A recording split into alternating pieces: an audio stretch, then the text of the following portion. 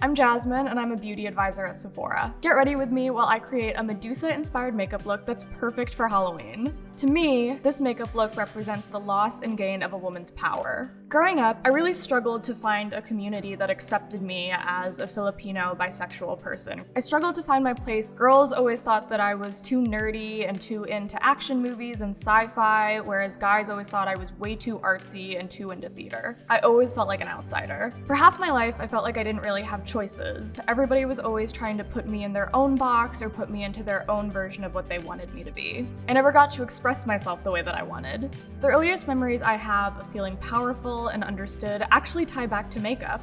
When I was younger, my grandma would give me some of the makeup she didn't use. And while she got ready for the day, I would sit in her closet and experiment with it on my own. She never would have guessed that those old highlighters and broken lipsticks would have given me the confidence and inspiration to be whoever I wanted to be. I discovered that makeup could help me reflect how I felt on the inside, on the outside. With that, I began to understand where I fit in the world and who I was. I was happy with who I am. And just like Medusa, I've taught myself how to regain my power through makeup and self-expression.